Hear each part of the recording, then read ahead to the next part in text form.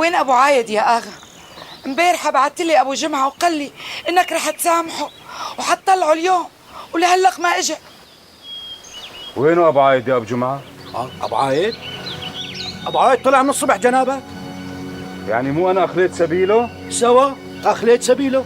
اخليت سبيله بس والله ما رجع، صار لي من اذان الصبح عم بستناه. ايش بدي اعمل لك يعني؟ امسكه من ايده اجيبه لعندك على البيت؟ ولا احطه على كتافي واوصله؟ هذا فوق ما عفيت عنه وسامحته مو؟ والله لو رايح على القلعه بالشام كان حبسوه 10 15 20 سنه. روحي على شغلك رقد، روحي.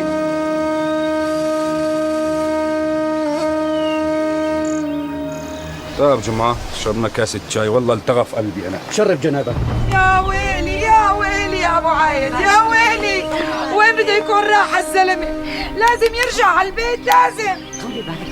طولي بالك شوي يوم، اكيد ابوي رح يجي على البيت، بس بيكون عنده شي مشوار ضروري راح يقضيه ويرجع. يا ريت يا بنتي يكون هيك، ان شاء الله يكون هيك.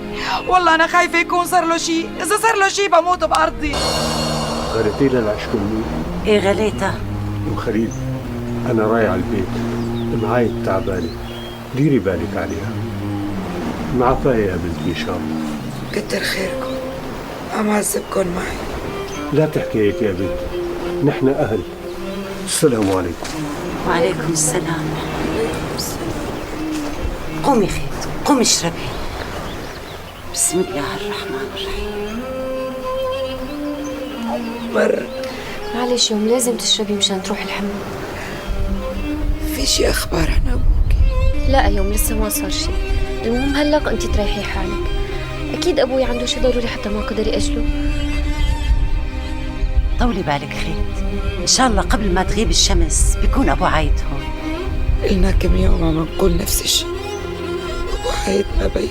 وبركي كان مشواره بعيد، بعدين ابو عايد ما له ولد حتى تخافي عليه كل هالقد.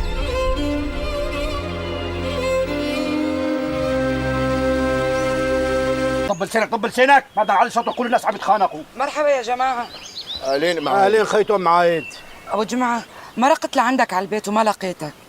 شو طمنينا رجع بالسلامه مشان نروح نبارك له. بكفي بقى، على مين هالحكي؟ ابو عايد لهلق ما رجع على البيت. العمل عمل عمل، ايش عم تحكي انت؟ مثل ما عم قل لك، استنيت يوم واثنين وثلاثه وابو عايد لا بين ولا بعد خبر. وعدم المؤاخذه منك ام عايد، ايش فينا نعمل؟ بدي اعرف ابو عايد وين راح، لانه بصراحه مالي مصدقه انه طلع من عند الاغا. ايش قصدك بهذا الكلام خيتو؟ يعني انا وجناب الاغا كذابين؟ الله يسامحك، ما بريد هذا الكلام منك طاول يا ام عايد. محشومين يا ابو جمعه محشومين، بس انا ما بصدق غير ما اشوف جوزي بعيوني. الحق معك خيتو، ما قلنا لك لا، بس اخونا ابو شعبان عم بيقول شافه وقت اللي طلعوا الاغا من الحبس. وكمان هي اخونا ابو ربيع مرق لعنده، ما مرق لعندك يا خيو؟ ايه مرق لعندي وقت اللي طلعوا جناب الاغا من السجن. عن جد عم تحكي ابو ربيع؟ طبعا عم بحكي عن جدك معايا، اصلا انا ما بحب المزح. بس انا قلبي محسسني انه ابو عايد لساته محبوس عند الاغا. انا لازم اروح شوف الاغا، لازم اروح اشوفه.